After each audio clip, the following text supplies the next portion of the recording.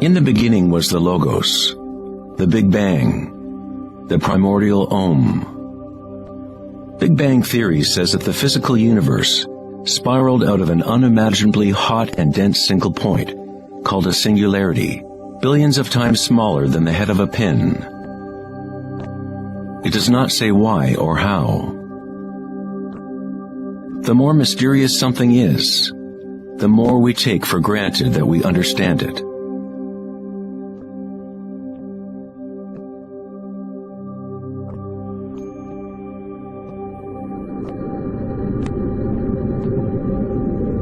It was thought that eventually gravity would either slow the expansion or contract the universe in a big crunch. However, images from the Hubble Space Telescope show that the universe's expansion seems to be actually accelerating, expanding faster and faster as it grows out of the Big Bang. Somehow, there is more mass in the universe than physics predicted. To account for the missing mass, physicists now say that the universe consists of only 4% atomic matter, or what we consider normal matter. 23% of the universe is dark matter, and 73% is dark energy, what we previously thought of as empty space. It is like an invisible nervous system that runs throughout the universe, connecting all things.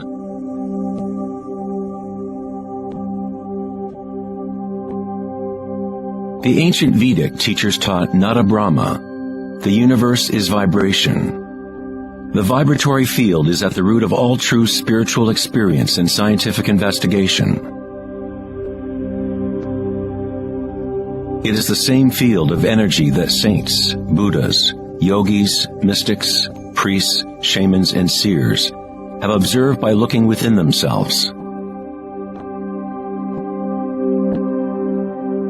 It has been called Akasha, the primordial Om, Indra's net of jewels, the music of the spheres, and 1,000 other names throughout history.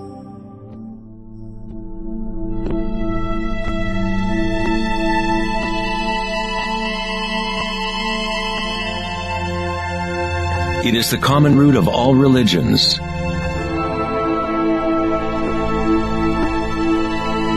and the link between our inner worlds and our outer worlds.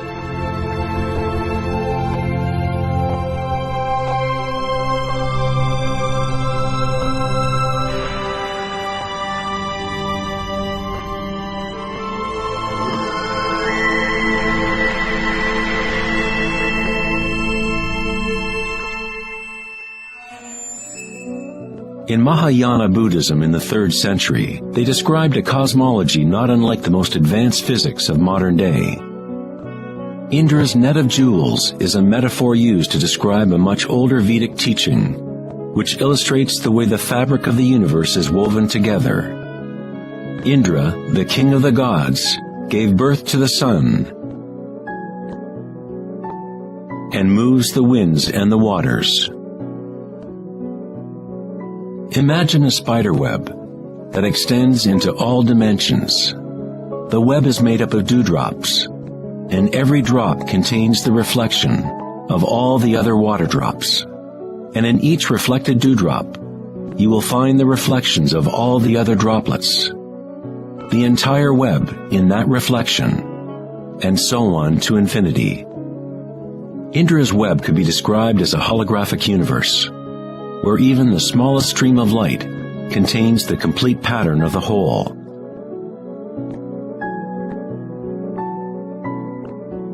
The Serbian-American scientist Nikola Tesla is sometimes referred to as the man who invented the 20th century.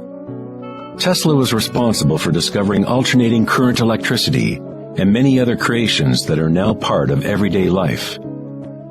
Because of his interest in the ancient Vedic traditions, Tesla was in a unique position to understand science through both an Eastern and Western model. Like all great scientists, Tesla looked deeply into the mysteries of the outer world, but he also looked deeply within himself. Like the ancient yogis, Tesla used the term akasha to describe the etheric field that extends throughout all things. Tesla studied with Swami Vivekananda, a yogi who brought the ancient teachings of India to the West. In the Vedic teachings, akasha is space itself, the space that the other elements fill, which exists simultaneously with vibration. The two are inseparable. Akasha is yin to prana's yang.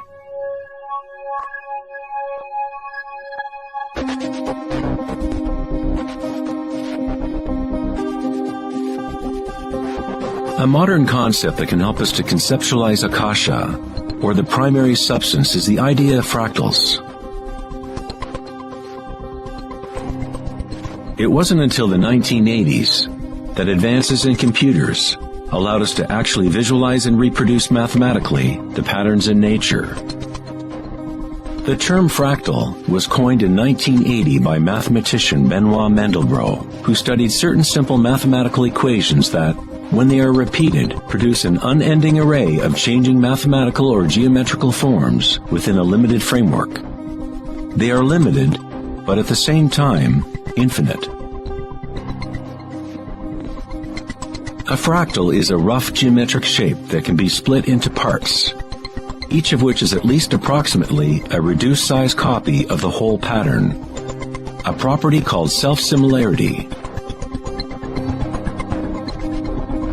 Mandelbrot's fractals have been called the thumbprint of God. Om Shrim Lim Klim Lam Gam Ganapatiye Varavarada Saravajanam Eva Shavaya Swa. You are seeing artwork generated by nature itself.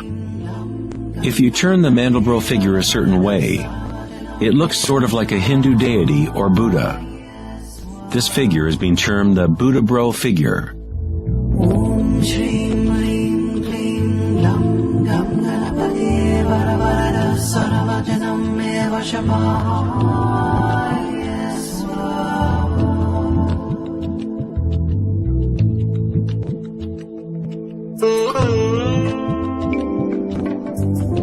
If you look at some forms of ancient art and architecture, you will see that humans have long associated beauty and the sacred with fractal patterns.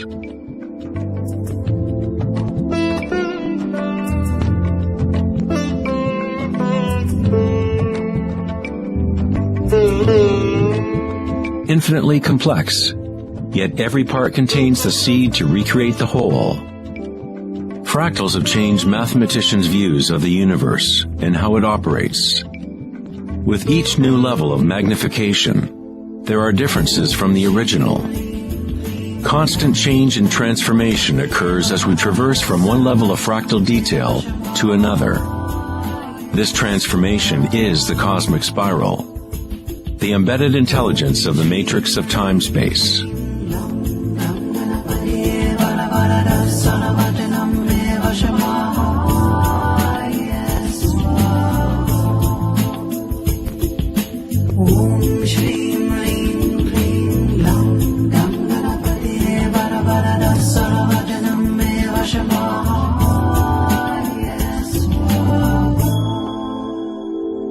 Fractals are inherently chaotic, full of noise and order. When our minds recognize or define a pattern, we focus on it, as if it is a thing. We try to find the patterns we see as beautiful, but in order to hold the pattern in our minds, we must push away the rest of the fractal.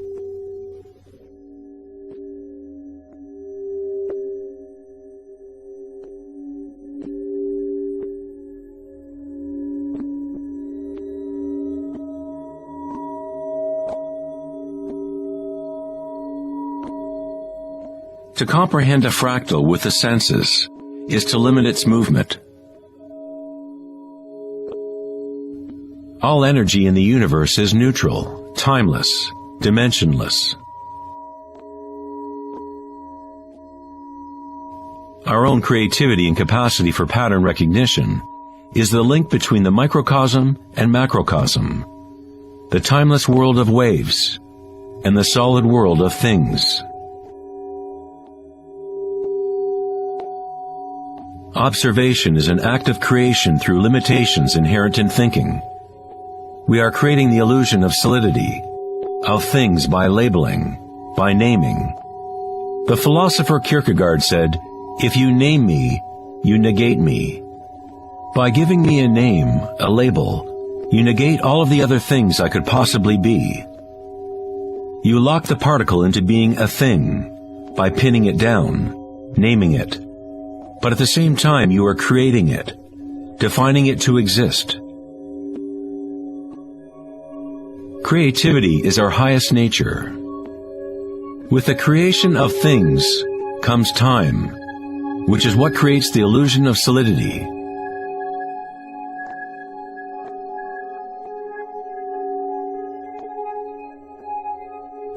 Einstein was the first scientist to realize that what we think of as empty space is not nothing.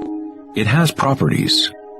And intrinsic to the nature of space is nearly unfathomable amounts of energy.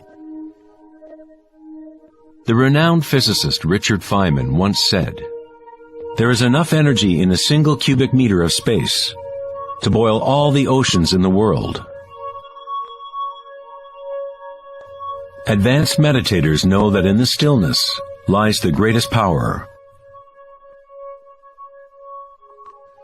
The Buddha had yet another term for the primary substance, what he termed kalapas, which are like tiny particles or wavelets that are arising and passing away trillions of times per second.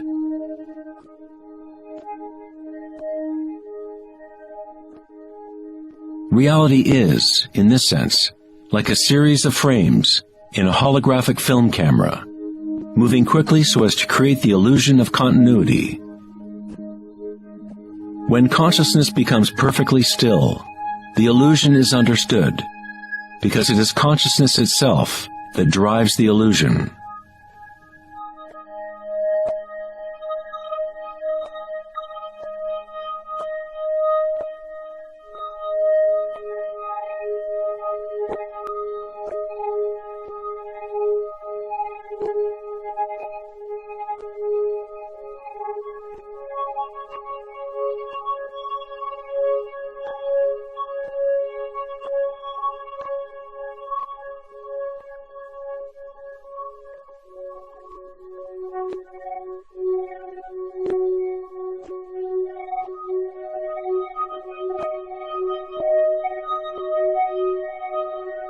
In the ancient traditions of the East, it has been understood for thousands of years that all is vibration.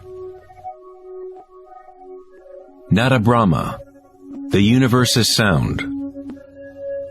The word nada means sound or vibration, and Brahma is the name for God. Brahma simultaneously is the universe and is the creator. The artist and the art are inseparable. In the Upanishads, one of the oldest human records from ancient India, it is said, Brahma the creator, sitting on a lotus, opens his eyes, and a world comes into being. Brahma closes his eyes, and a world goes out of being. Ancient mystics, yogis, and seers have maintained that there is a field at the root level of consciousness. The Akashic field, or the Akashic records, where all information, all experience, past, present, and future, exists now and always. It is this field or matrix from which all things arise, from subatomic particles to galaxies, stars, planets, and all life.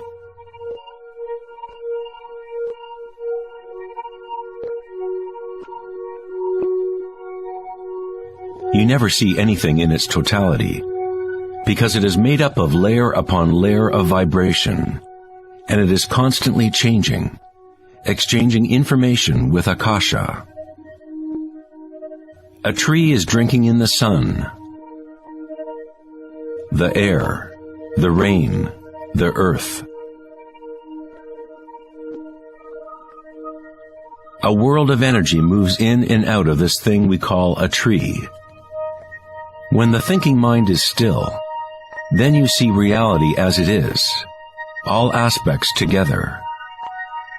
The tree and the sky and the earth, the rain and the stars are not separate.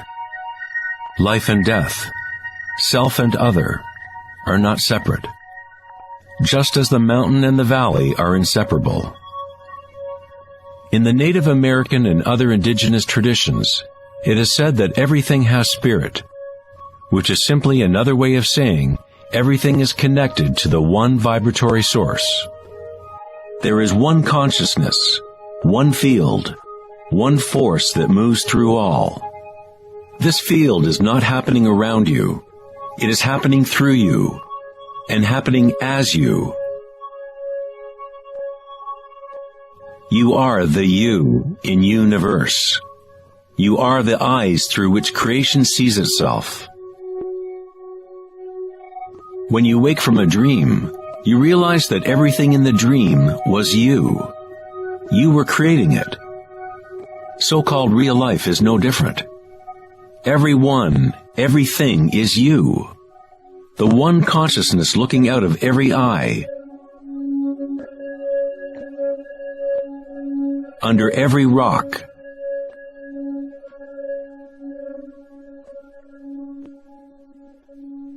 Within every particle.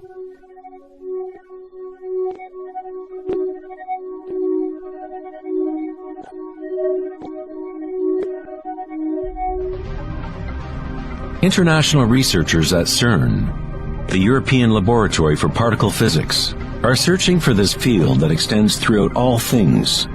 But instead of looking within, they look to the outer physical world. Researchers at the CERN laboratory in Geneva, Switzerland, announced that they had found the Higgs boson, or the God particle. The Higgs boson experiments prove scientifically that an invisible energy field fills the vacuum of space. CERN's Large Hadron Collider consists of a ring 17 miles in circumference, in which two beams of particles race in opposite directions, converging and smashing together at nearly the speed of light. Scientists observe what comes out of the violent collisions. The standard model cannot account for how particles get their mass. Everything appears to be made of vibration, but there is no thing being vibrated. It is as if there has been an invisible dancer, a shadow, dancing hidden in the ballet of the universe. All the other dancers have always danced around this hidden dancer. We have observed the choreography of the dance, but until now we could not see that dancer.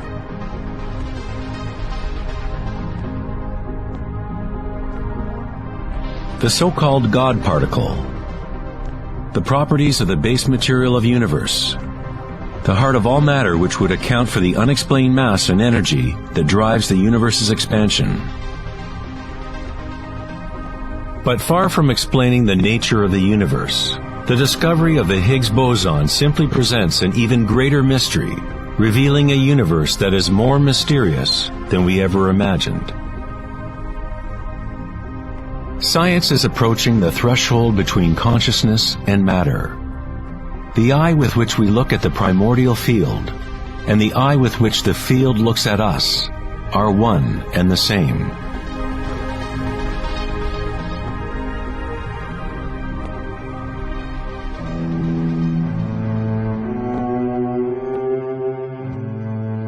The German writer and luminary Wolfgang von Goethe said, "The wave is the primordial phenomenon which gave rise to the world."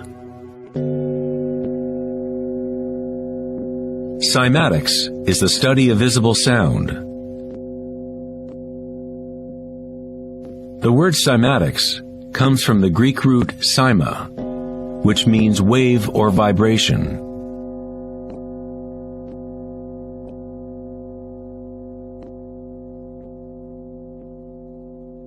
One of the first Western scientists to seriously study wave phenomena was Ernst Chladni, a German musician and physicist who lived in the 18th century.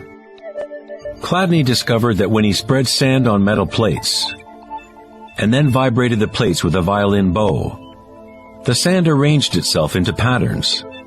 Different geometrical forms appeared depending on the vibration produced.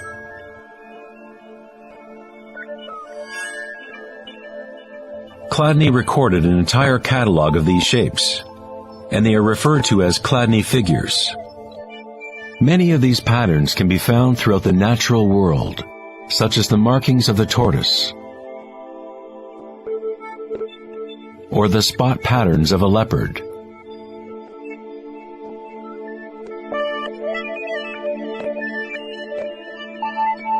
Studying Chladni patterns or cymatic patterns is one secret way in which high-end guitar, violin, and other instrument makers determine the sound qualities of the instruments they make.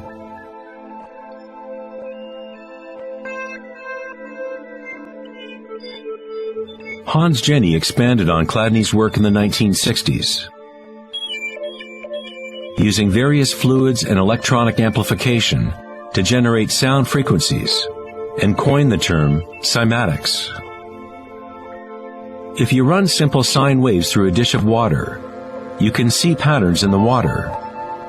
Depending on the frequency of the wave, different ripple patterns will appear. The higher the frequency, the more complex the pattern. These forms are repeatable, not random. The more you observe, the more you start to see how vibration arranges matter into complex forms from simple repeating waves. This water vibration has a pattern similar to a sunflower.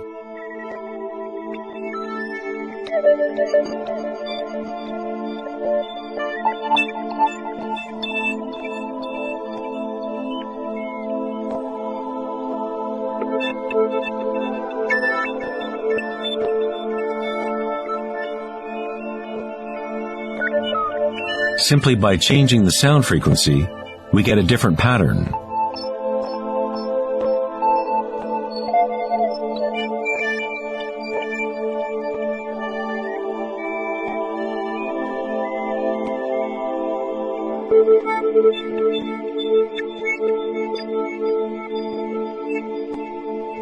Water is a very mysterious substance. It is highly impressionable. That is, it can receive and hold on to vibration. Because of its high resonance capacity and sensitivity, and an inner readiness to resonate, the water responds instantaneously to all types of sonic waves. Vibrating water and earth make up the majority of mass in plants and animals. It is easy to observe how simple vibrations in water can create recognizable natural patterns. But as we add solids and increase the amplitude, things get even more interesting. Adding cornstarch to water, we get more complex phenomena.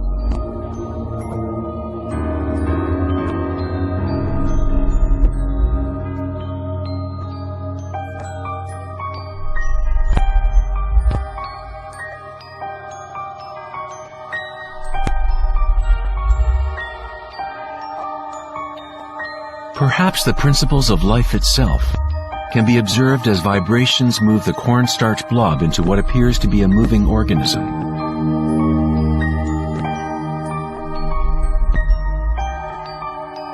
The animating principle of the universe is described in every major religion, using words that reflect the understanding of that time in history. In the language of the Incas, the largest empire in pre-Columbian America, the word for human body is Alpa Kamaska, which means literally, animated earth.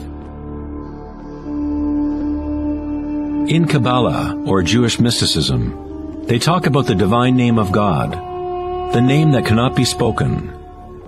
It cannot be spoken because it is a vibration that is everywhere. It is all words, all matter. Everything is the sacred word. The tetrahedron is the simplest shape that can exist in 3 dimensions. Something must have at least 4 points to have physical reality. The triangle structure is nature's only self-stabilizing pattern.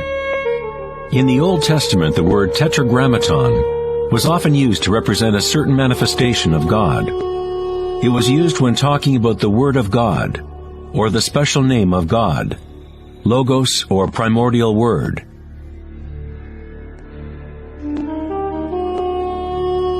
The ancient civilizations knew that at the root structure of the universe was the tetrahedral shape. Out of this shape, nature exhibits a fundamental drive toward equilibrium, Shiva, while it also has a fundamental drive towards change, Shakti.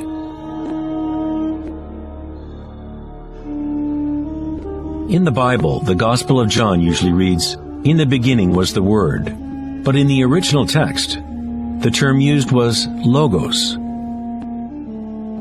The Greek philosopher Heraclitus, who lived around 500 years before Christ, referred to the logos as something fundamentally unknowable, the origin of all repetition, pattern, and form. The Stoic philosophers who followed the teachings of Heraclitus identified the term with the divine animating principle pervading the universe.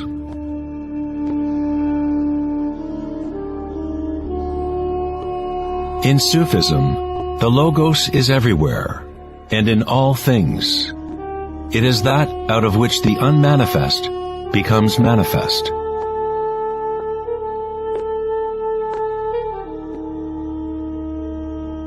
In the Hindu tradition, Shiva Nataraja literally means Lord of the Dance.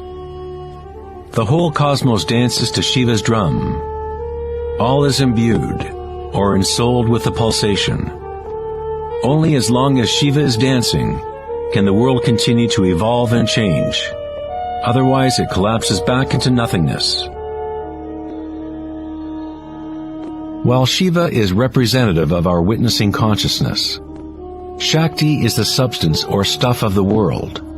While Shiva lies in meditation, Shakti tries to move him, to bring him into the dance. Like yin and yang, the dancer and the dance exist as one. Logos also means unconcealed truth. He who knows the Logos knows the truth. Many layers of concealment exist in the human world, as Akasha has been swirled into complex structures, concealing the source from itself. Like a divine game of hide and seek, we have been hiding for thousands of years, eventually forgetting about the game completely. We somehow forgot that there was anything to find. In Buddhism, one is taught to directly perceive the Logos, the field of change, or impermanence within oneself through meditation. When you observe your inner world, you observe subtler and subtler sensations and energies as the mind becomes more concentrated and focused. Through the direct realization of anicca, or impermanence at the root level of sensation, one becomes free of attachment to transient external forms. Once we realize there is one vibratory field that is the common root of all religions, how can we say, my religion, or this is my primordial Om, my quantum field?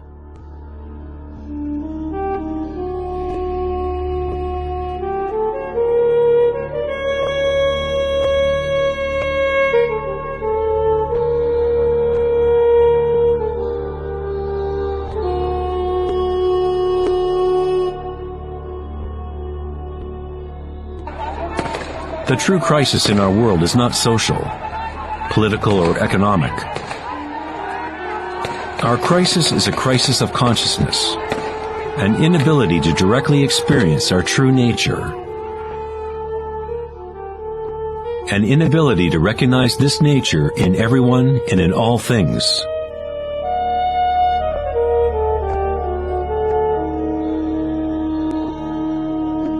In the Buddhist tradition, the Bodhisattva is a person with an awakened Buddha nature. A Bodhisattva vows to help to awaken every being in the universe, realizing that there is only one consciousness. To awaken one's true self, one must awaken all beings,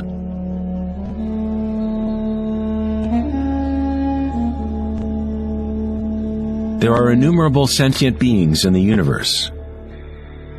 I vow to help them all to awaken. My imperfections are inexhaustible.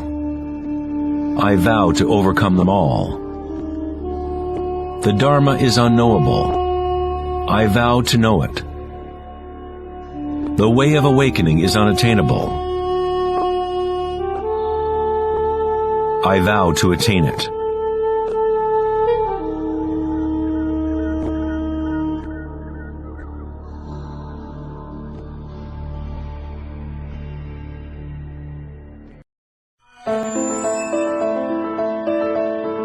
The Pythagorean philosopher Plato hinted enigmatically that there was a golden key that unified all of the mysteries of the universe. It is this golden key that we will return to time and again throughout our exploration. The golden key is the intelligence of the Logos, the source of the primordial Om. One could say that it is the mind of God.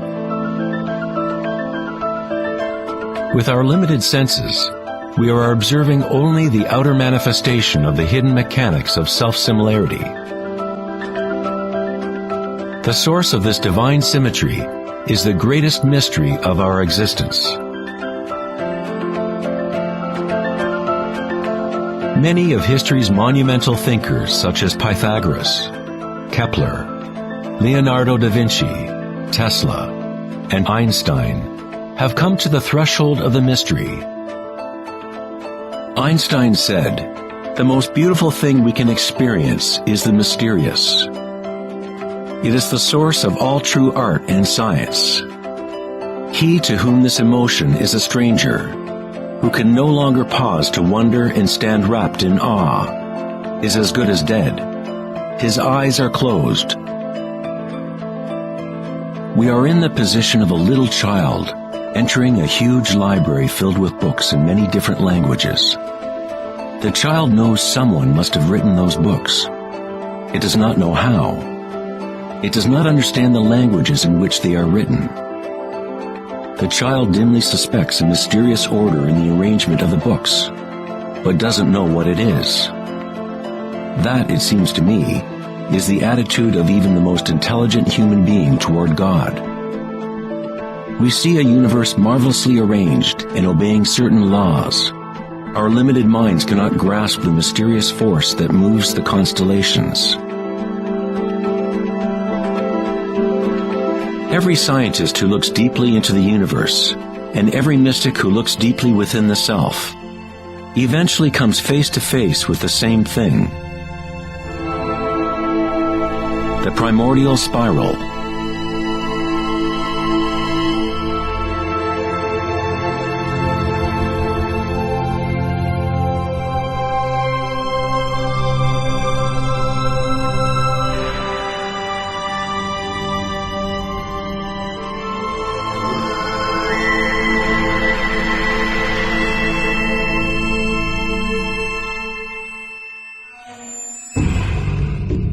A 1,000 years before the creation of the ancient observatory at Stonehenge, the spiral was a predominant symbol on Earth.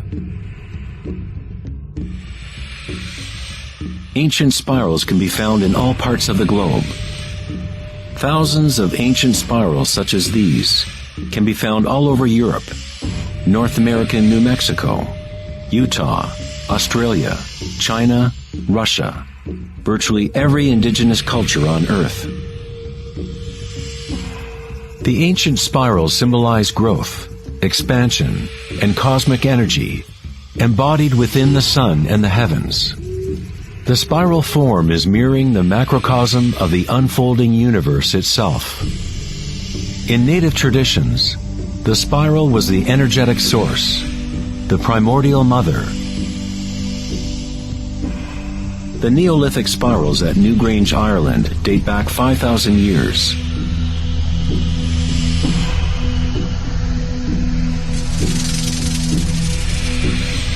They are 500 years older than the Great Pyramid of Giza, and they are just as enigmatic to modern observers. The spiral goes back to a time in history when humans were more connected to the Earth. to the cycles and spirals of nature, a time when humans were less identified with thoughts. The spiral is what we perceive to be the torque of the universe.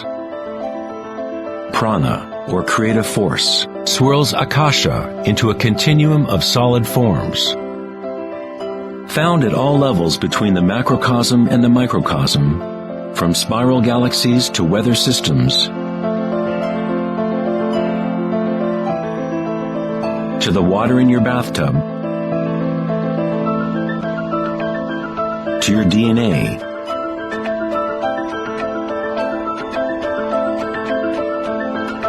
to the direct experience of your own energy. The primordial spiral is not an idea, but rather that which makes all conditions and ideas possible. Various types of spirals and helices are found throughout the natural world.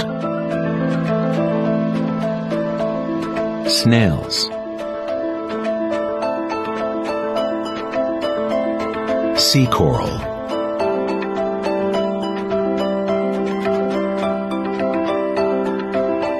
spider webs,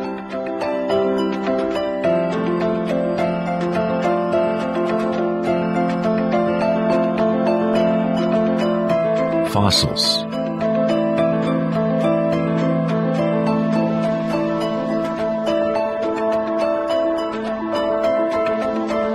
seahorses' tails,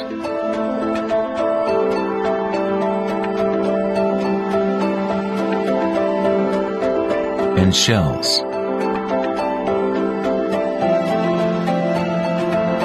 Many spirals appearing in nature are observable as logarithmic spirals, or growth spirals. As you move out from the center, the spiral sections get exponentially larger. Like Indra's net of jewels, logarithmic spirals are self-similar, or holographic, such that the characteristics of every part are reflected in the whole. 2,400 years ago in ancient Greece, Plato considered continuous geometric proportion to be the most profound cosmic bond. The golden ratio, or divine proportion, was nature's greatest secret. The golden ratio can be expressed as the ratio of A plus B to A is the same as the ratio of A to B. To Plato, the world's soul binds together into one harmonic resonance.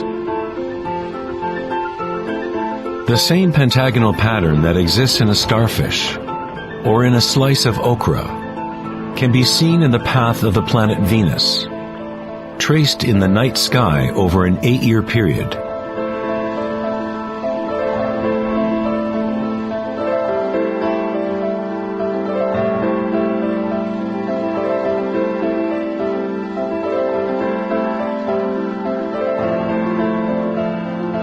The intelligible world of forms above and the visible world of material objects below through this principle of geometric self-similarity.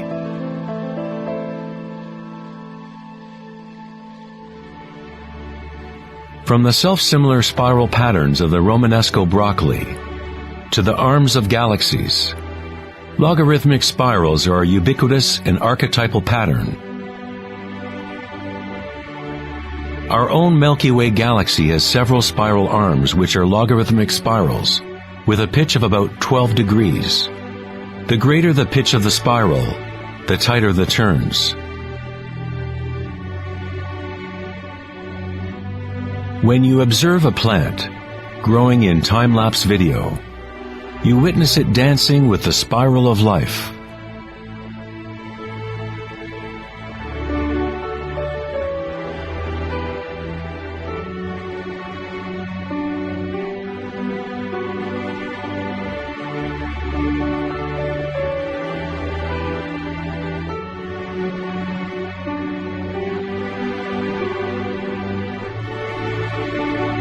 A golden spiral is a logarithmic spiral that grows outward by a factor of the golden ratio. The golden ratio is a special mathematical relationship that pops up over and over in nature. The pattern that is observable follows what is called the Fibonacci series, or Fibonacci sequence. The Fibonacci series unfolds such that each number is the sum of the previous two numbers. The German mathematician and astronomer Kepler discovered that self-similar spiral patterns are observable in the way leaves are arranged on stems of plants, or in the floret and petal arrangements of flowers. Leonardo da Vinci observed that the spacing of leaves was often in spiral patterns. These patterns are called phyllotaxis patterns, or leaf arrangement patterns.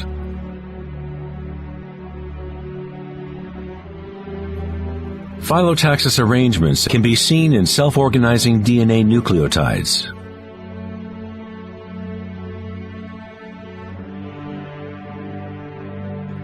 And in everything from the family trees of reproducing rabbits to pine cones, cacti, to snowflakes, and in simple organisms such as diatoms. Diatoms are one of the most common types of phytoplankton, single-celled organisms that provide food for countless species throughout the food chain.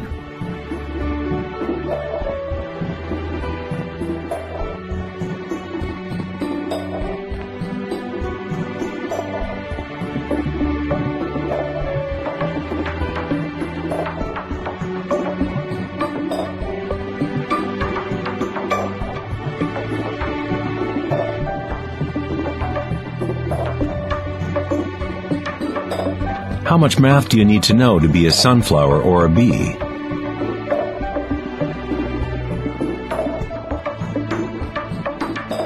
Nature doesn't consult the physics department to grow broccoli. The structuring in nature happens automatically. Scientists in the field of nanotechnology use the term self-assembly to describe the way complexes are formed, such as in the initial hexagonal phase of DNA formation. In nanotechnology engineering, carbon nanotubes are comprised of a similar arrangement of materials. Nature does this type of geometry over and over, effortlessly, automatically, without a calculator. Nature is precise and extremely efficient. According to the famous architect and author Buckminster Fuller, these patterns are a function of time-space. DNA and honeycomb are the shape that they are for the same reason a bubble is round. It is the most efficient shape, requiring the least amount of energy. Space itself has shape, and allows only certain configurations for matter, always defaulting to what is most efficient. These patterns are the strongest and most efficient way to build architectural structures, such as geodesic domes.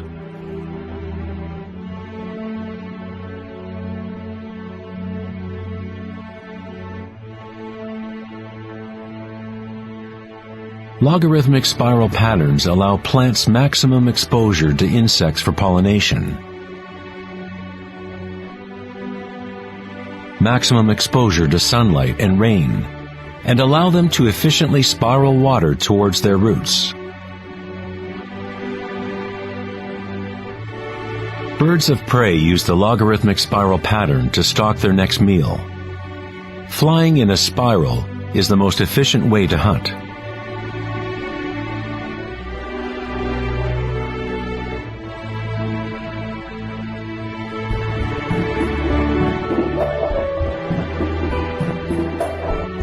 One's ability to see the spiral of life dancing akasha into material form is related to one's ability to see beauty and symmetry in nature. Poet William Blake said, "The vegetative universe opens like a flower from the earth's center, in which is eternity. It expands from stars to the mundane shell, and there it meets eternity again, both within and without."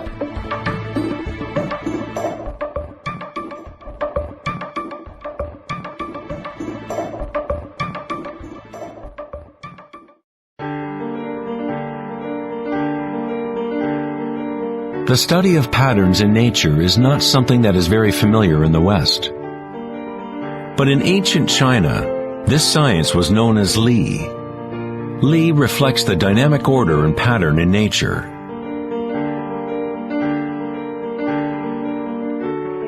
But it is not pattern thought of as something static, frozen, or unchanging, like a mosaic. It is dynamic pattern as embodied in all living things.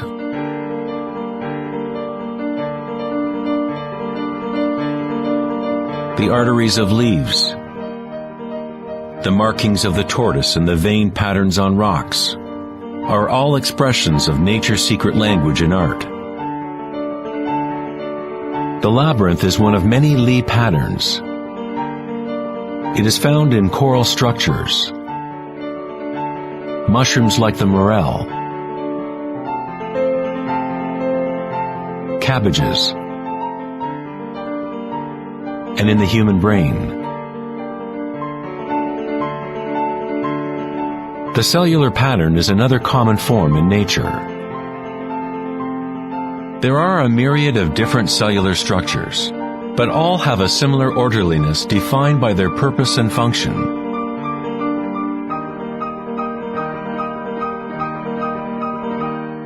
It is easy to be mesmerized with the constant play of forms. But what is most interesting is that certain archetypal forms seem to be woven into the fabric of nature at all. The branching pattern is another Li pattern, or archetypal pattern, that is observable at all levels and all fractal scales.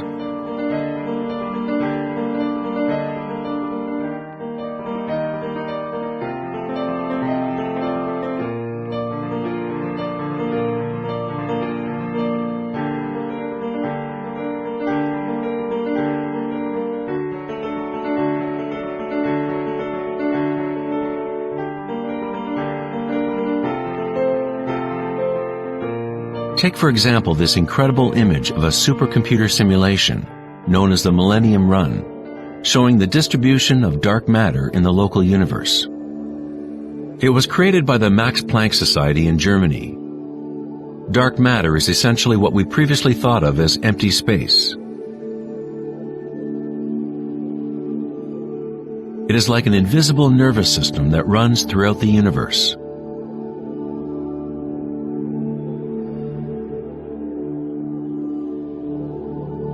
The universe is literally like a giant brain. It is constantly thinking, using a type of dark or hidden energy that science is only starting to understand.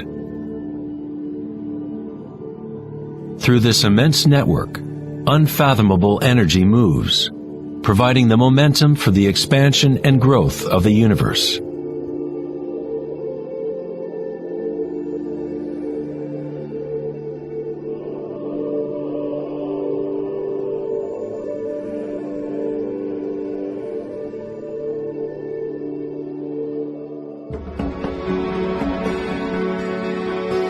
Nature creates branching patterns automatically when we set up the right conditions. Nature is an art-generating machine, or a beauty-creating engine. Here, electricity is being used to grow silver crystal branches. The footage is time-lapsed as they grow over several hours. The crystals form on the aluminum cathode, as ions are electrodeposited from a silver nitrate solution. The formation is self-organizing. You are seeing artwork generated by nature itself. Johann Wolfgang von Goethe said, "Beauty is a manifestation of secret natural laws, which otherwise would have been hidden from us forever." In this sense, everything in nature is alive, self-organizing. When higher voltage is used, the fractal branching becomes even more obvious. This is happening in real time.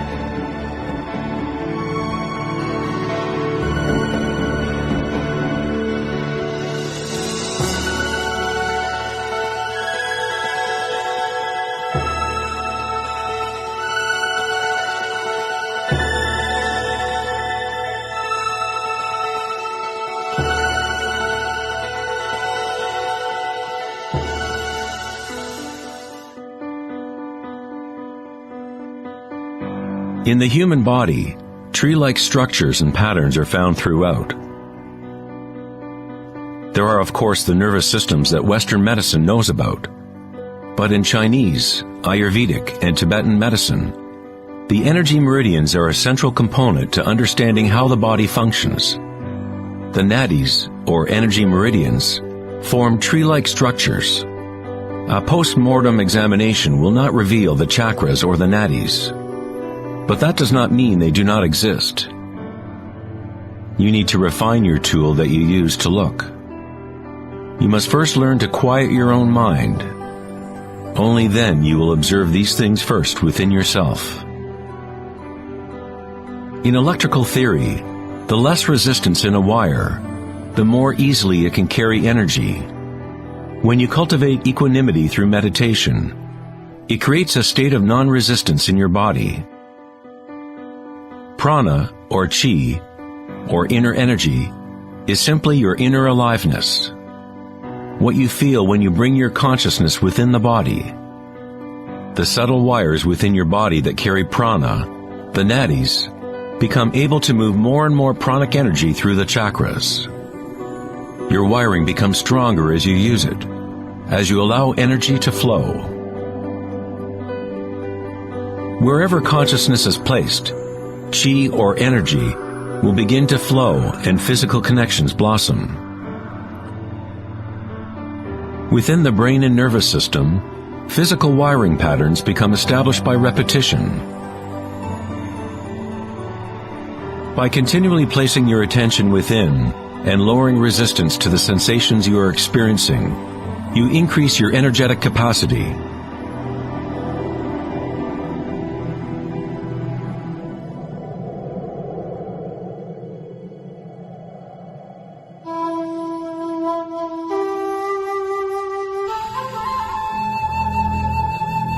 In Taoism, the yin-yang symbol represents the interpenetration of the spiral forces of nature.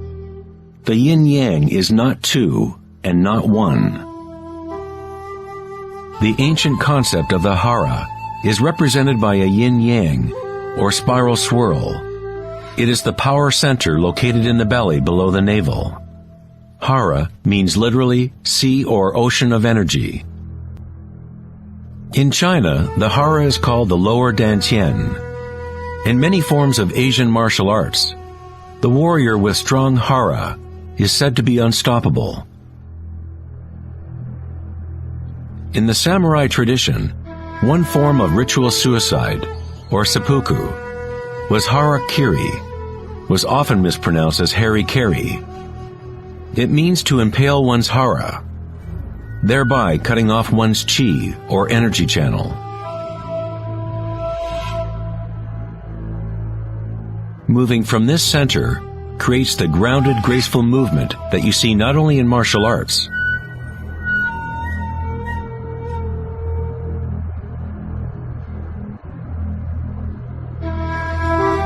but in great golfers, belly dancers,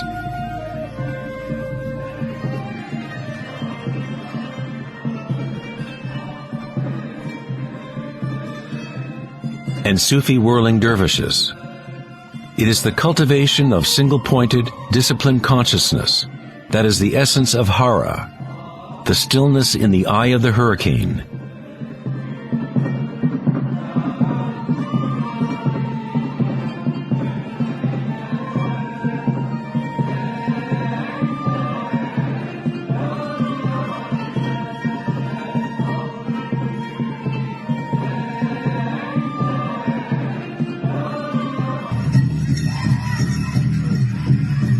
It is the gut instinct in connection to one's energy source.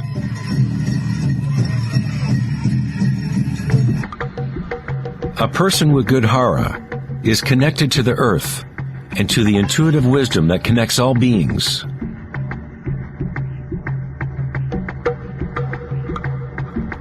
To think with your belly, hara dekanganase, is to tap into your inner wisdom.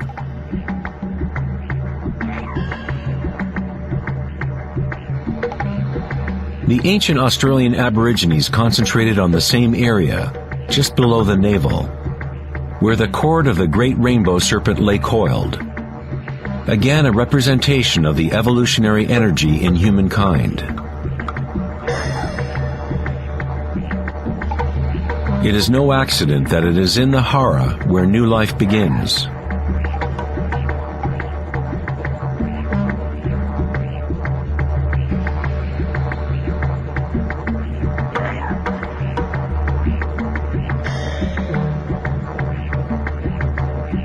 The enteric nervous system, sometimes referred to as the gut brain, is capable of maintaining a complex matrix of connections similar to the brain in the head, with its own neurons and neurotransmitters.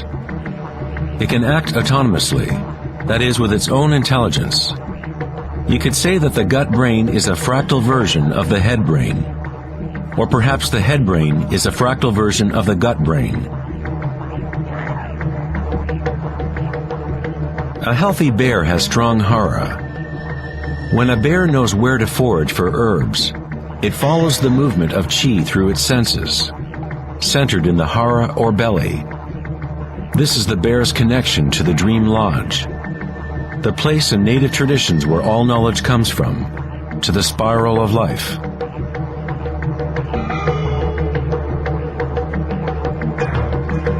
But how did ancient peoples know about the spiral, if modern science is just now starting to recognize its significance?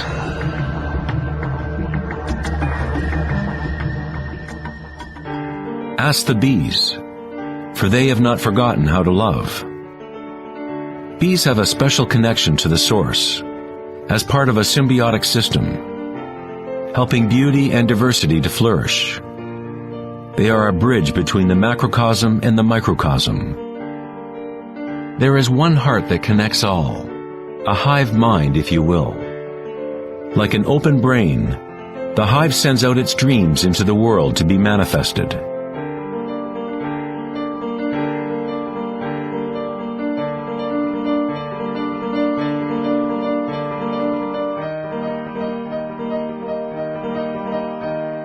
In nature, many creatures know how to act in unison, to move with one spirit, one direction.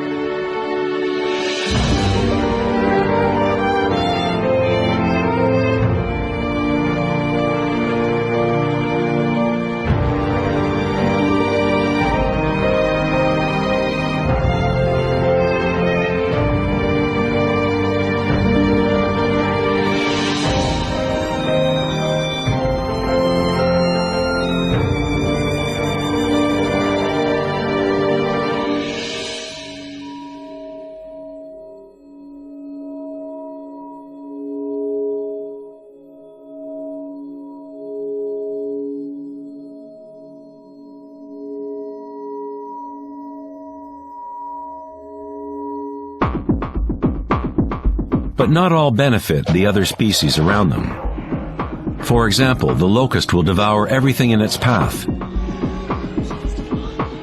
A locust has no choice but to act like a locust. It will never make honey or pollinate plants the way a bee does. A locust's behavior is rigid, but a human is unique in that we can act like a bee, or we can act like a locust.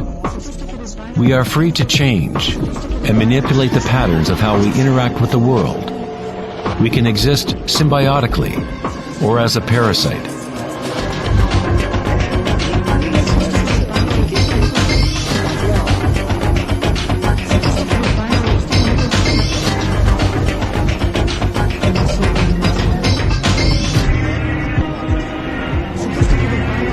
Today, humans try to understand the spiral with the rational mind. But it was never thinking that connected us to the spiral of life. We have always been connected.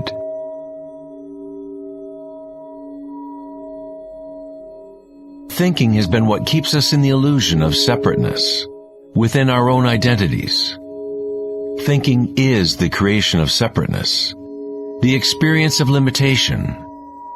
The more we align with thought, the more removed we become from the source. Ancient cultures that were less thought-oriented aligned themselves with the spiral in a more direct and personal way than we do today.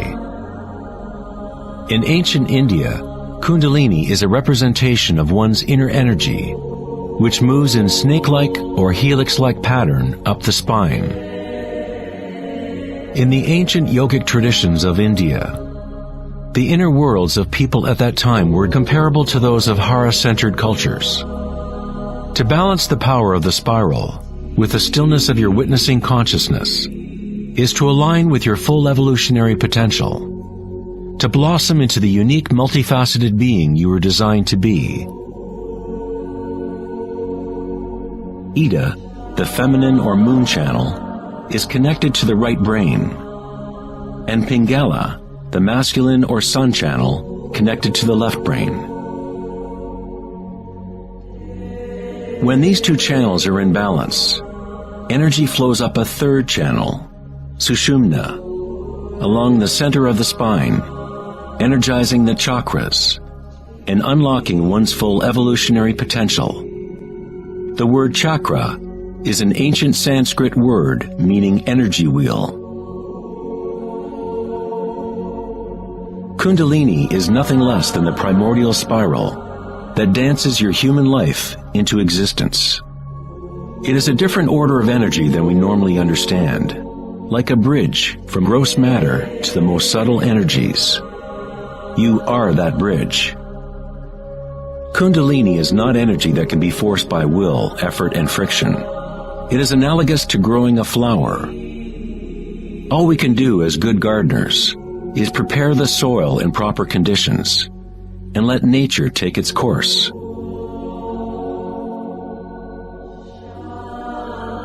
If you force a flower to open prematurely, you will destroy it. It grows with its own intelligence, with its own self-organizing direction. The egoic mind, which fixates on the outer world, is what keeps you from experiencing your true inner vibratory nature. When consciousness is turned within, it becomes like the sun's rays, and the lotus within begins to grow.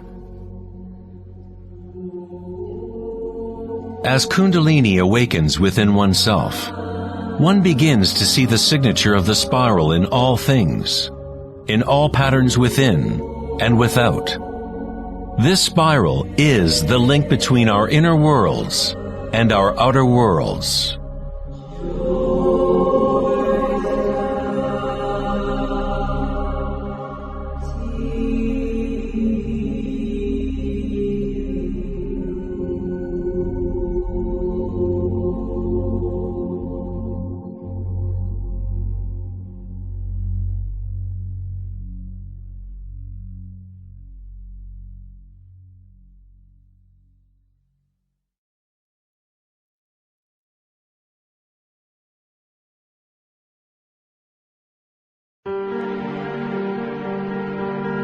Prior to the dawn of Western civilization in written language, science and spirituality were not two separate things. In the teachings of the great ancient traditions, the outer search for knowledge and certainty was balanced by an inner feeling of impermanence and intuitive understanding of the spiral of change. As scientific thinking became more dominant and information multiplied, fragmentation began to occur within our knowledge systems. Increased specialization meant that fewer people were capable of seeing the big picture, of feeling and intuiting the aesthetic of the system as a whole. No one was asking, is all this thinking good for us?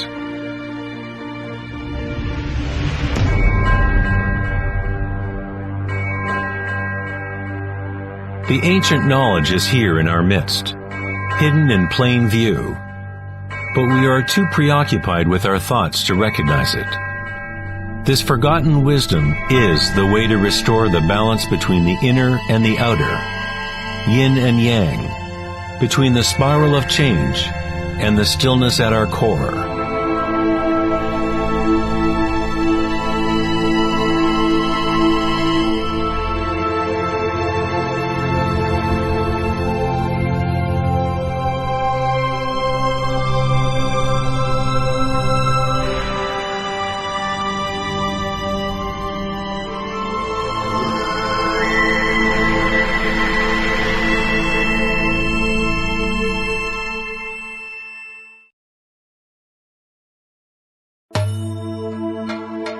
In Greek legend, Asclepius was the son of Apollo and the god of healing.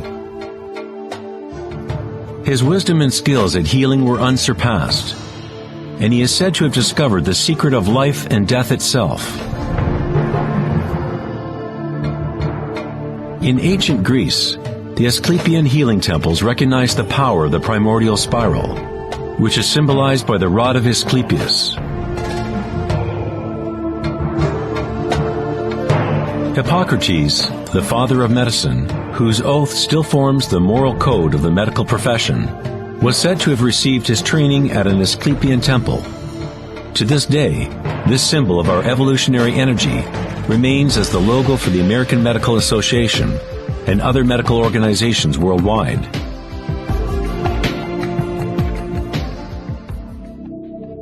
In Egyptian iconography, the snake and bird represent the duality or polarity of human nature.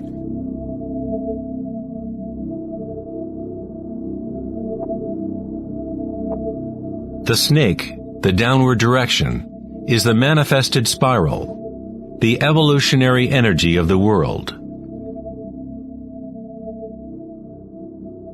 The bird is the upward direction, the upward current oriented towards the sun, or awakened single-pointed consciousness, the emptiness of Akasha.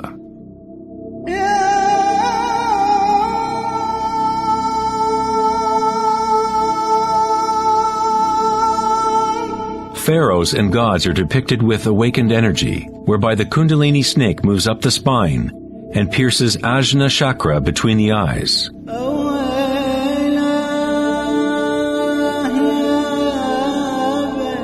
This is referred to as the Eye of Horus. In the Hindu tradition, the bindi is also representative of the third eye, the divine connection to spirit.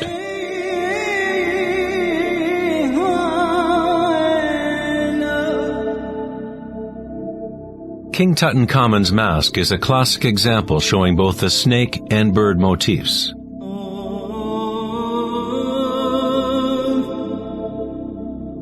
The Mayan and Aztec traditions combine the serpent and bird motif into one god, Quetzalcoatl or Kukulkan. The winged serpent god represents the awakened evolutionary consciousness, or awakened Kundalini.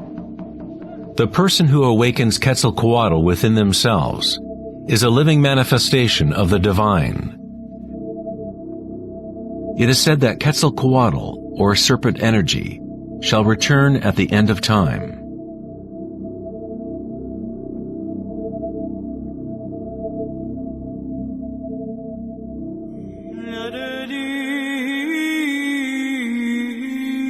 The snake and bird symbols can be found within Christianity as well.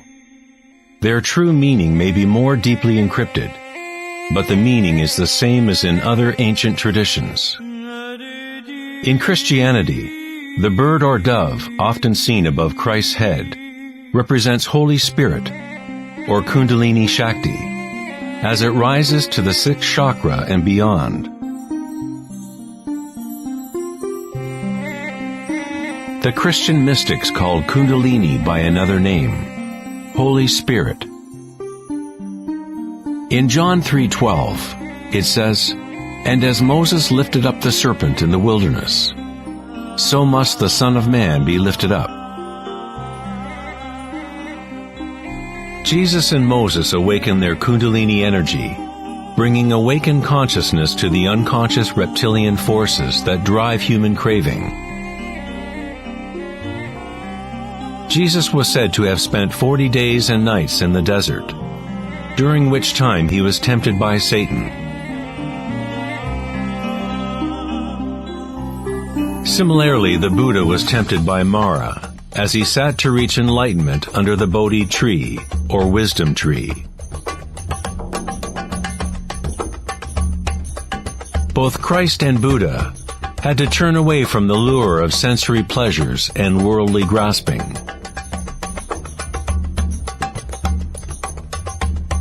In each story, the demon is the personification of one's own attachments.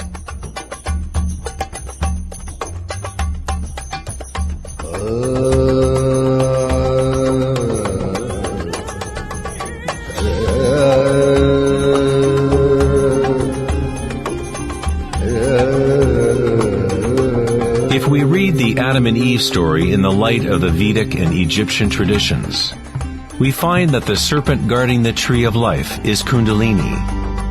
The apple represents the lure and temptation of the external sensory world, distracting us from the knowledge of the inner world, the tree of knowledge within.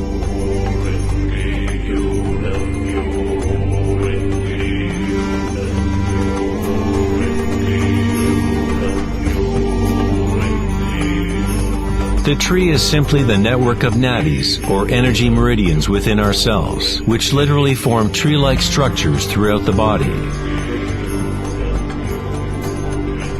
In our egoic quest for external gratification, we have cut ourselves off from the knowledge of the inner world, our connection to Akasha and the wisdom source.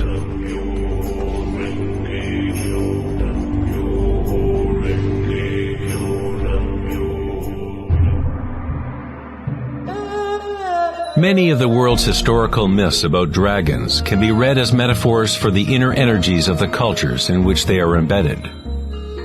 In China, the dragon is still a sacred symbol representing happiness. Like the Egyptian pharaohs, ancient Chinese emperors who had awakened their evolutionary energies were represented by the winged snake or dragon. The royal totem of the Jade Emperor, or Celestial Emperor, shows a balance similar to Ida and Pingala. The yin and yang of Taoism, awakening the pineal center, or what in Taoism is called the upper dantian.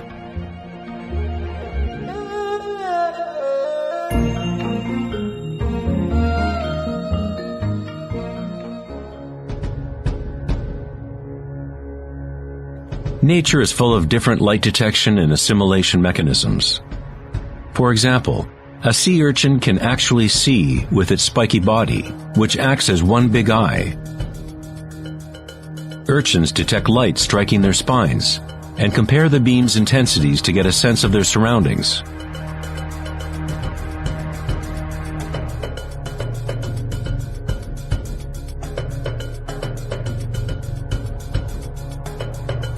Green iguanas and other reptiles have a parietal eye or pineal gland on top of their heads, which they use to detect predators from above.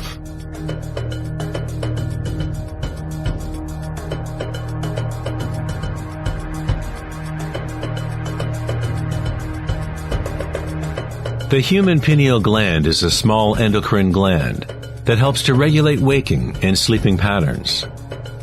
Even though it is buried deep inside the head, the pineal gland is sensitive to light. The philosopher Descartes recognized that the pineal gland area, or third eye, was the interface between consciousness and matter. Almost everything is symmetrical in the human body. 2 eyes, 2 ears, 2 nostrils. Even the brain has 2 sides. But there is one area of the brain that is not mirrored. This is the pineal gland area and the energetic center that surrounds it. On a physical level, unique molecules are formed naturally by the pineal gland, such as DMT. DMT also forms naturally at the moment of birth and moment of death, literally acting as a unique bridge between the world of the living and the dead. DMT is produced naturally during states of deep meditation and samadhi, or through entheogenic means. For example, ayahuasca is used in the shamanic traditions of South America to remove the veil between the inner and outer worlds. The word pineal itself has the same root as pine cone, because the pineal gland exhibits a similar spiral phyllotaxis pattern. This pattern, also known as the flower of life pattern, is common in ancient artwork depicting enlightened or awakened beings. When the pinecone image is seen in sacred artwork, it represents the awakened third eye, single-pointed consciousness, directing the flow of evolutionary energy. The pinecone represents the flowering of the higher chakras, which are activated as Sushumna rises to the Ajna chakra and beyond. In Greek mythology, the worshippers of Dionysus carried a thyrsus, or giant staff, wrapped with spiraling vines topped with a pine cone, again representing Dionysian energy, or Kundalini Shakti, as it travels up the spine to the pineal body at the sixth chakra.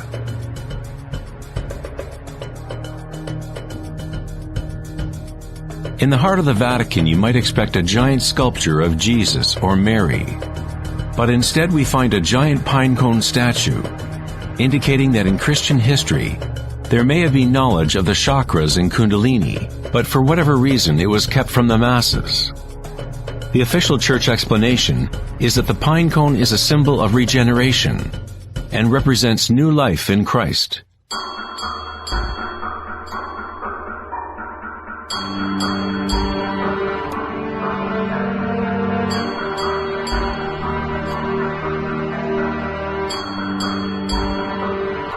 The 13th century philosopher and mystic Meister Eckhart said, "The eye with which I see God and the eye with which God sees me is one and the same." In the King James Bible, Jesus said, "The light of the body is the eye. If therefore thine eye be single, thy whole body shall be full of light."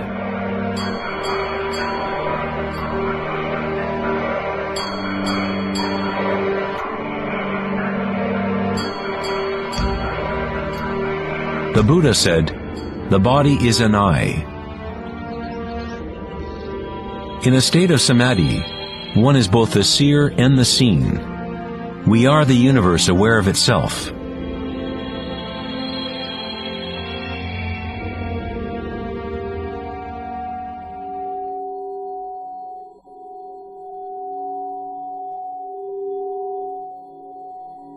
When Kundalini is activated, it stimulates the sixth chakra and pineal center, and this area starts to regain some of its evolutionary functions.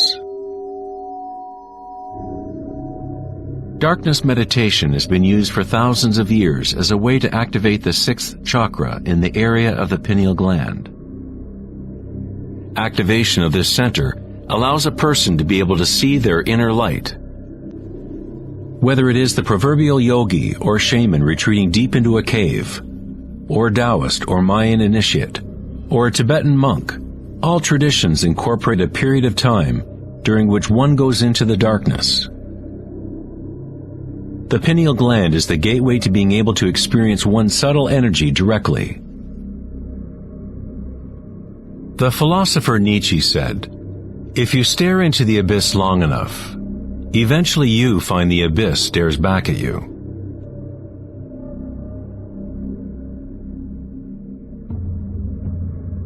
Dolmens, or ancient portal tombs, are among the oldest remaining structures on Earth. Most date to the Neolithic period of 3000 to 4000 BC, and some in Western Europe are 7000 years old. The dolmen was used to enter into perpetual meditation, as a way for a human to bridge the inner and outer worlds. As one continues to meditate in total darkness, eventually one begins to observe inner energy or light as the third eye becomes active. The circadian rhythms, which are governed by the sun and moon channels, no longer control the functions of the body, and a new rhythm is established.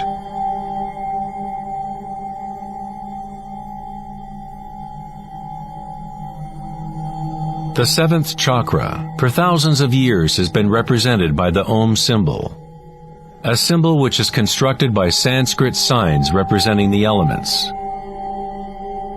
When Kundalini rises beyond the sixth chakra, it begins to create an energy halo. Halos appear consistently in the religious paintings of different traditions, in all different parts of the world.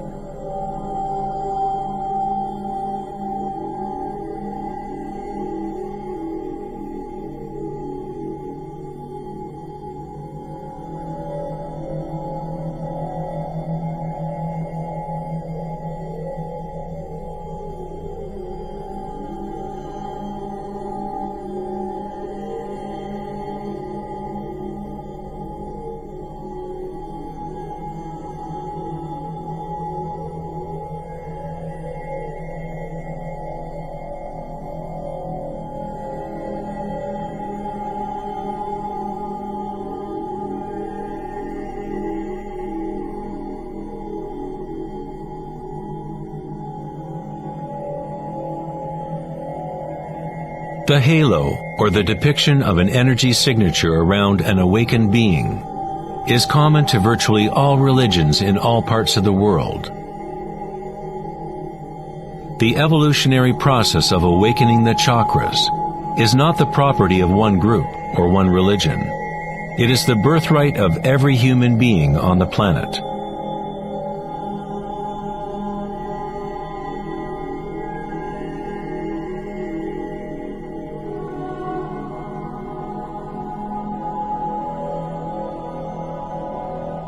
The crown chakra is the connection to the divine, that which is beyond duality, beyond name and form. Akhenaten was a pharaoh, whose wife was Nefertiti.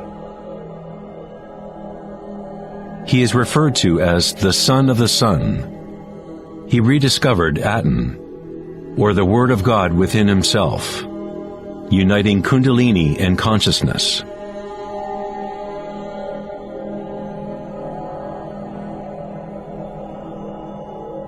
In Egyptian iconography, once again the awakened consciousness is represented by the solar disk, seen above the heads of gods or awakened beings.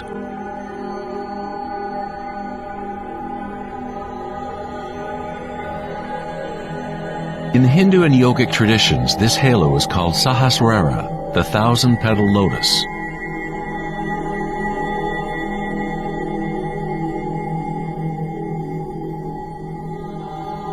The Buddha is associated with the symbol of the lotus. The phyllotaxis pattern is the same pattern as can be found in a blooming lotus. It is the flower of life pattern, the seed of life. It is the fundamental pattern into which all forms fit. It is the very shape of space itself, or a quality inherent to Akasha.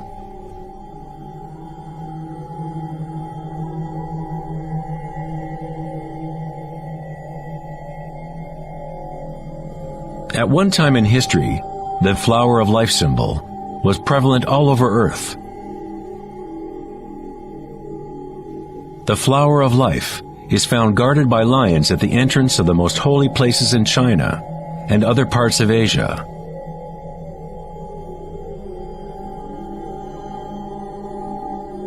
The 64 hexagrams of the I Ching often surround a yin-yang symbol, which is yet another way of representing the flower of life. Within the flower of life is the geometric basis for all of the Platonic solids, essentially every form that can exist. The ancient flower of life begins with the geometry of the Star of David, or upward and downward facing triangles. Or in 3D, these would be tetrahedral structures. This symbol is a yantra, a sort of program that exists within the universe, the machine that is generating our fractal world.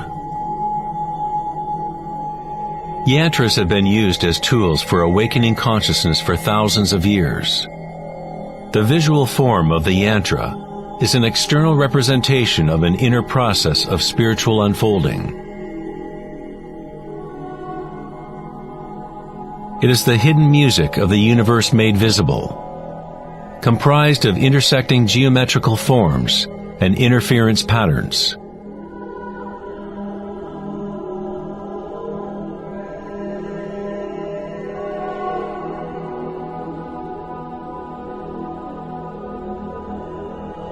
Each chakra is a lotus, a yantra, a psychophysiological center through which the world can be experienced.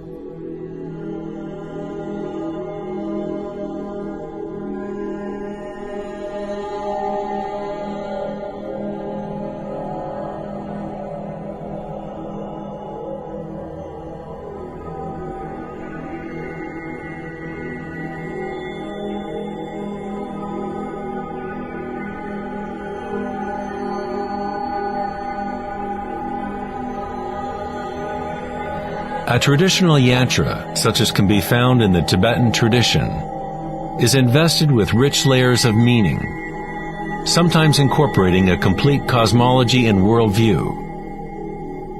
The yantra is a constantly evolving pattern which works through the power of repetition or iteration of a cycle. The power of the yantra is all but lost in today's world because we seek meaning only in the external form, and we do not connect it to our inner energies through intention.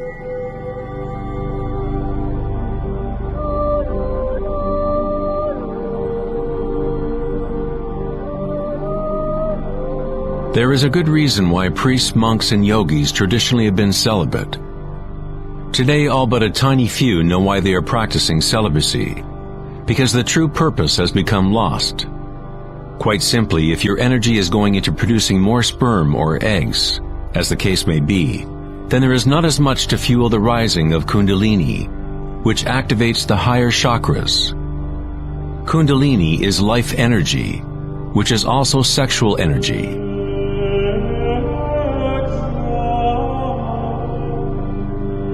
When awareness becomes less focused on animal urges and is put into the objects reflective of the higher chakras, that energy flows up the spine and to those chakras. Many of the tantric practices teach how to master sexual energy so that it can be used for higher spiritual evolution.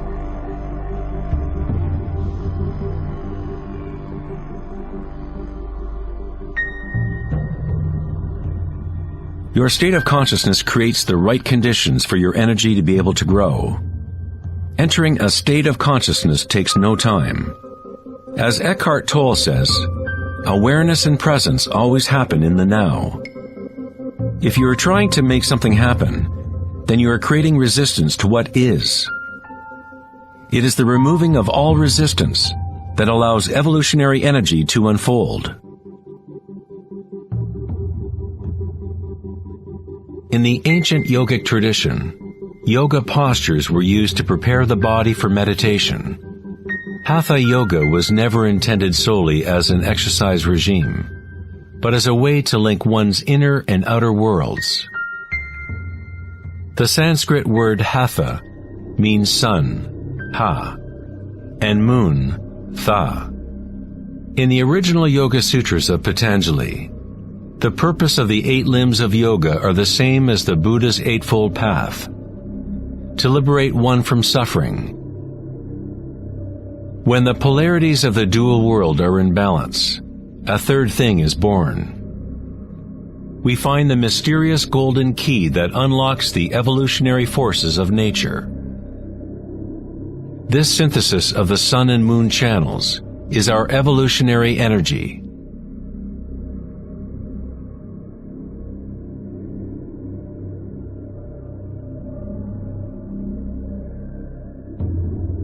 Because humans are now identified almost exclusively with their thoughts and the outer world, it is a rare individual that achieves a balance of the inner and outer forces, which allow Kundalini to awaken naturally. For those identified only with the illusion, Kundalini will always remain a metaphor, an idea, rather than a direct experience of one's energy and consciousness.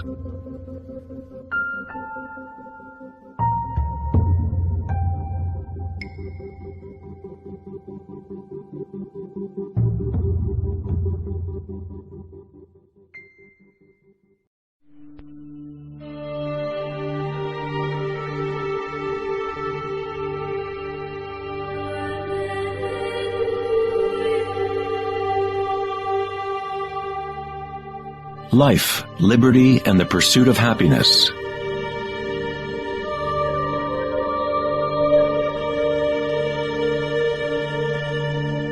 We live our lives pursuing happiness out there, as if it is a commodity.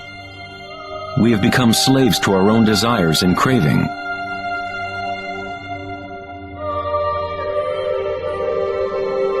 Happiness is not something that can be pursued or purchased like a cheap suit. This is Maya, illusion, the endless play of form. In the Buddhist tradition, samsara, or the endless cycle of suffering, is perpetuated by the craving of pleasure and aversion to pain. Freud referred to this as the pleasure principle.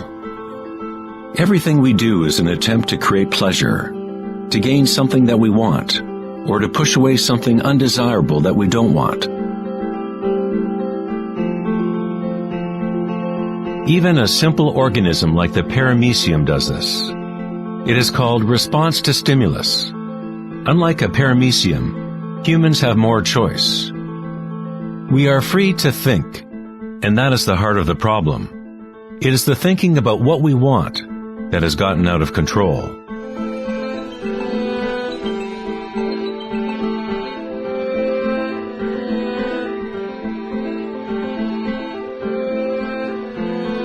Safety systems armed. 10, 9, 8, 7, 6, 5, 4, 3, 2, 1, 0, and liftoff of Endeavour, going where East and West do meet at the International Space Station. The dilemma of modern society is that we seek to understand the world not in terms of archaic inner consciousness, but by quantifying and qualifying what we perceive to be the external world by using scientific means and thought. Thinking has only led to more thinking and more questions. We seek to know the innermost forces which create the world and guide its course. But we conceive of this essence as outside of ourselves, not as a living thing intrinsic to our own nature. It was the famous psychiatrist Carl Jung who said, "One who looks outside dreams. One who looks inside awakes." It is not wrong to desire to be awake, to be happy. What is wrong is to look for happiness outside when it can only be found inside.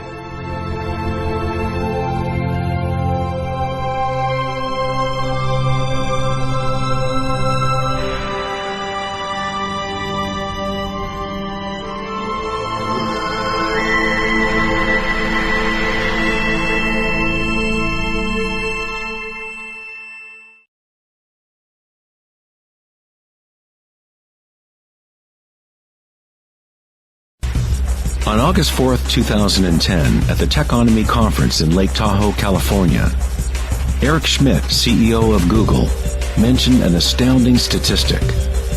Every 2 days now, we create as much information as we did from the dawn of civilization up until 2003, according to Schmidt. That's something like 5 exabytes of data. Never in human history has there been so much thinking, and never has there been so much turmoil on the planet. Could it be that every time we think of a solution to one problem, we create 2 more problems? What good is all this thinking if it doesn't lead to greater happiness? Are we happier, more equanimous, more joyful as a result of all this thinking? Or does it isolate us, disconnect us from a deeper and more meaningful experience of life?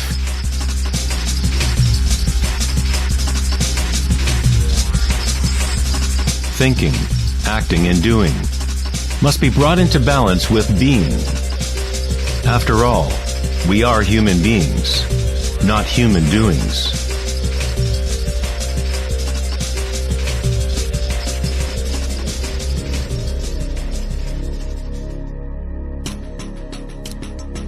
We want change, and we want stability at the same time. Our hearts have become disconnected from the spiral of life, the law of change, as our thinking minds drive us toward stability, security, and pacification of the senses. With a morbid fascination, we watch killings, tsunamis, earthquakes, and wars. We constantly try to occupy our mind, fill it with information. TV shows streaming from every conceivable device, games and puzzles, text messaging, and every possible trivial thing. We let ourselves become mesmerized with the endless stream of new images, new information, new ways to tantalize and pacify the senses. At times of quiet inner reflection, our hearts may tell us that there is more to life than our present reality, that we live in a world of hungry ghosts, endlessly craving, and never satisfied.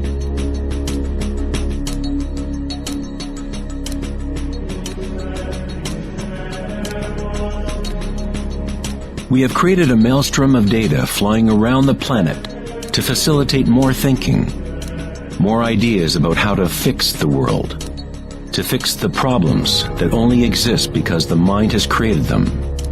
Thinking has created the whole big mess that we are in right now. We wage wars against diseases, enemies, and problems. The paradox is that whatever you resist persists. The more you resist something, the stronger it gets. Like exercising a muscle, you are actually strengthening the very thing you want to rid yourself of.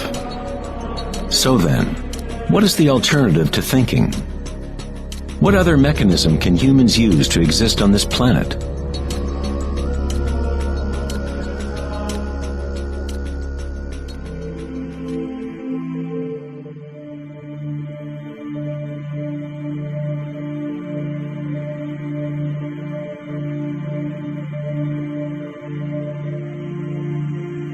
While Western culture in recent centuries has focused on exploring the physical by using thought and analysis, other ancient cultures have developed equally sophisticated technologies for exploring inner space. It is the loss of the connection to our inner worlds that has created imbalance on our planet. The ancient tenet, know thyself, has been replaced with a desire to know and experience the outer world of form. Answering the question, who am I, is not simply a matter of describing what is on your business card.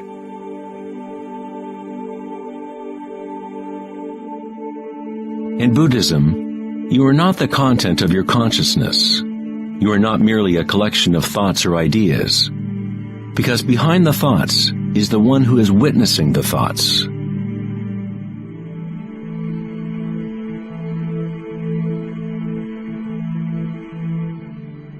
The imperative know thyself is a Zen koan, an unanswerable riddle. Eventually the mind will become exhausted in trying to find an answer, like a dog chasing its tail. It is only the ego identity that wants to find an answer, a purpose. The truth of who you are does not need an answer, because all questions are created by the egoic mind. You are not your mind.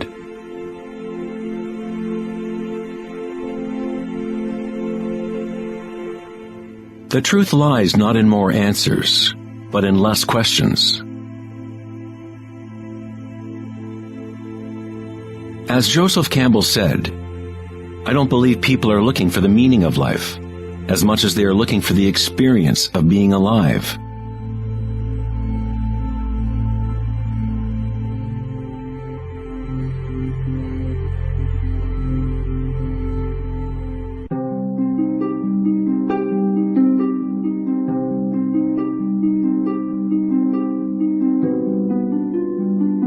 When the Buddha was asked, "What are you?" he said simply, "I am awake."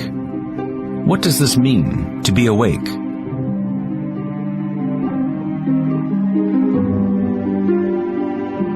The Buddha does not say exactly, because the flowering of each individual life is different. But he does say one thing: it is the end of suffering. Every major religious tradition has a name for the state of being awake: heaven, nirvana, or moksha. A quiet mind is all you need to realize the nature of the stream. All else will happen once your mind is quiet. In that stillness, inner energies wake up and work without effort on your part. As the Taoists say, Qi follows consciousness. By being still, one begins to hear the wisdom of the plants and animals. the quiet whispers in dreams. And one learns the subtle mechanism by which those dreams come into material form. In the Tao Te Ching, this kind of living is called Wei Wu Wei. Doing, not doing. The Buddha spoke of the middle way as the path that leads to enlightenment. Aristotle described the golden mean, the middle between two extremes, as the path of beauty. Not too much effort, but not too little either. Yin and yang in perfect balance.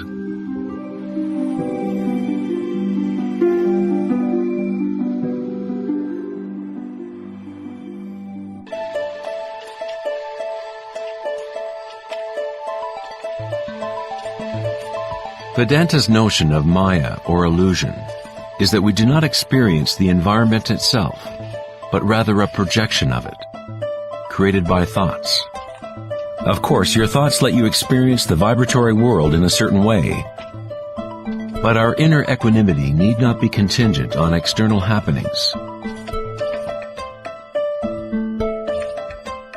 The belief in an external world, independent of the perceiving subject, is fundamental to science. But our senses only give us indirect information. Our notions about this mind-made physical world are always filtered through the senses, and therefore always incomplete. There is one field of vibration underlying all of the senses. People with a condition called synesthesia sometimes experience this vibratory field in different ways. Synesthetes can see sounds as colors or shapes, or associate qualities of one sense with another. Synesthesia refers to a synthesis or intermingling of the senses. The chakras in the senses are like a prism, filtering a continuum of vibration. All things in the universe are vibrating, but at different rates and frequencies. The Eye of Horus is made up of 6 symbols, each representing the senses. Like the ancient Vedic system, thought is considered to be a sense.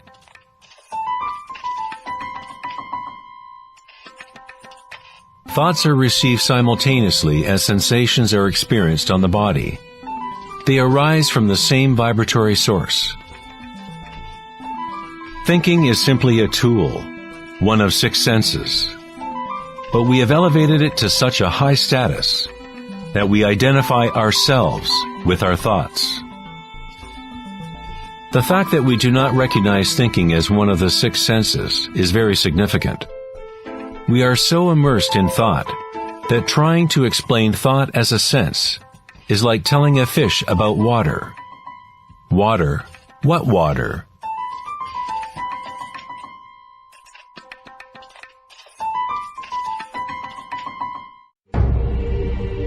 In the Upanishads, it is said, "Not that which the eye can see, but that whereby the eye can see. Know that to be Brahman, the eternal, and not what people here adore. Not that which the ear can hear, but that whereby the ear can hear. Know that to be Brahman, the eternal, and not what people here adore. Not that which speech can illuminate, but that by which speech can be illuminated. Know that to be Brahman, the eternal, and not what people here adore."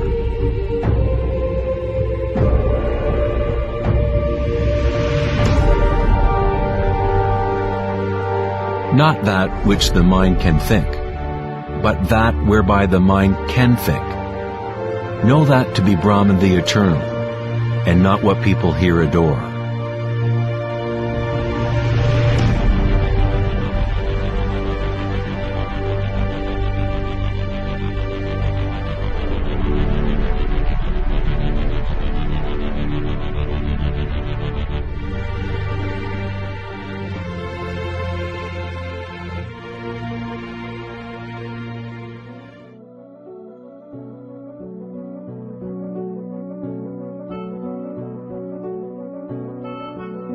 In the last decade, great advances have taken place in the area of brain research. Scientists have discovered neuroplasticity, a term which conveys the idea that the physical wiring of the brain changes according to the thoughts moving through it. As Canadian psychologist Donald Hebb put it, neurons that fire together, wire together.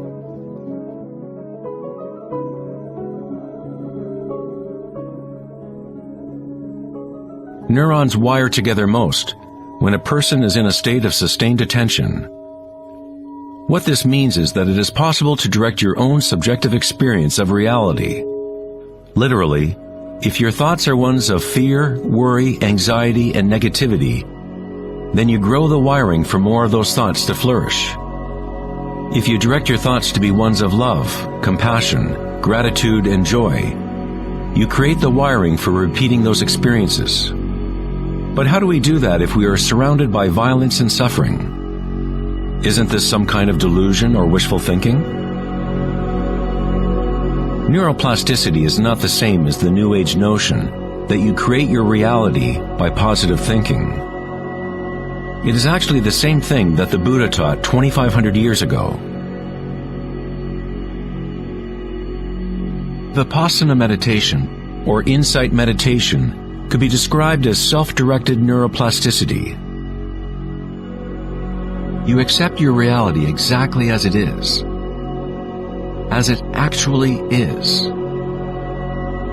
But you experience it at the root level of sensation, at the vibratory or energetic level, without the prejudice or influence of thought, through sustained attention at the root level of consciousness. The wiring for an entirely different perception of reality is created.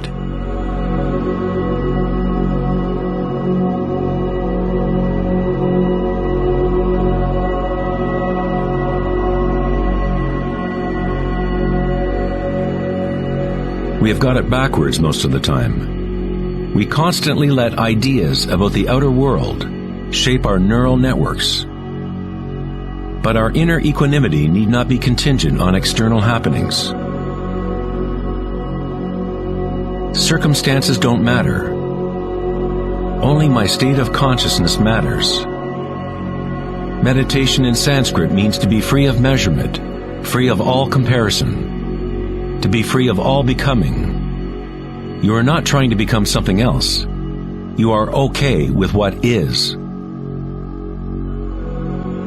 The way to rise above the suffering of the physical realm is to totally embrace it, to say yes to it, so it becomes something within you, rather than you being something within it.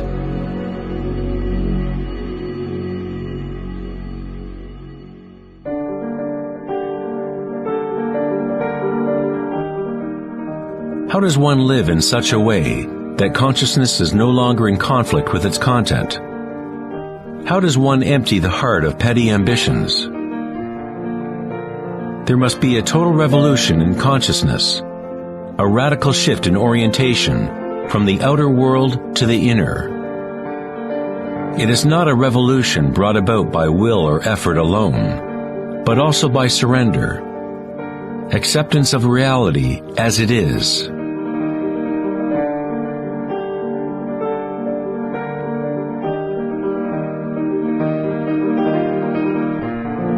The image of Christ's open heart powerfully conveys the idea that one must open to all pain.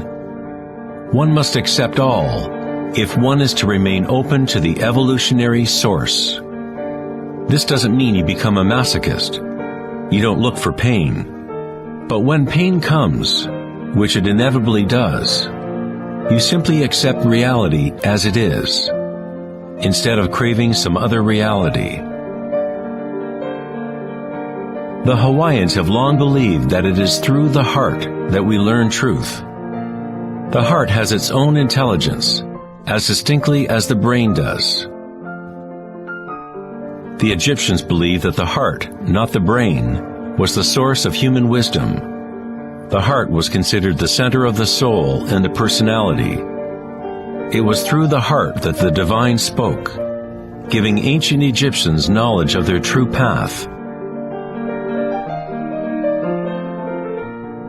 This papyrus depicts the weighing of the heart. It was considered a good thing to go into the afterlife with a light heart. It meant that you had lived well.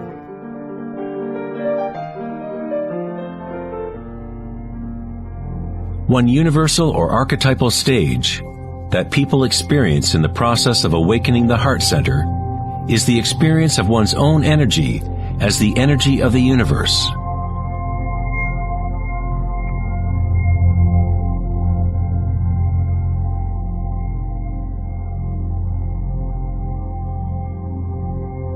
When you allow yourself to feel this love, to be this love, when you connect your inner world with the outer world, then all is one. How does one experience the music of the spheres? How does a heart open?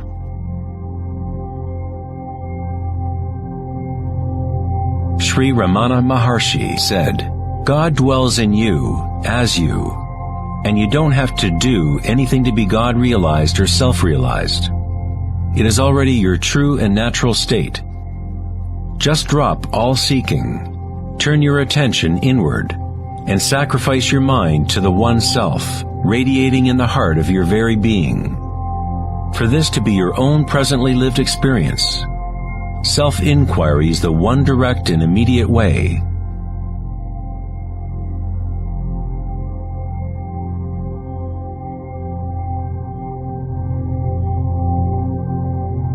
When you meditate and observe sensations within, your inner aliveness, you are actually observing change. This force of change is the arising and passing away as energy changes form. The degree to which a person has evolved or become enlightened is the degree to which one has gained the ability to adapt to each moment, or to transmute the constantly changing human stream of circumstances, pain and pleasure, into bliss.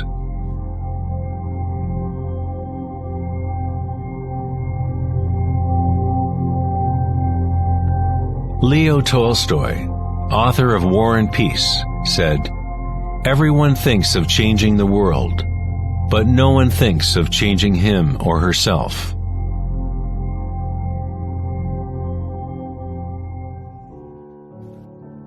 Darwin said the most important characteristic for the survival of a species is not strength or intelligence, but adaptability to change.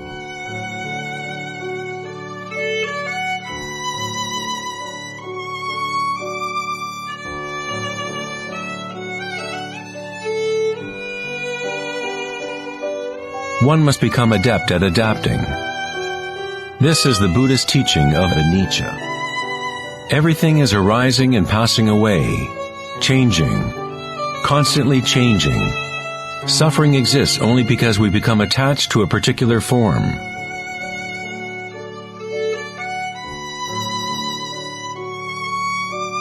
When you connect to the witnessing part of yourself with the understanding of anicca, bliss arises in the heart.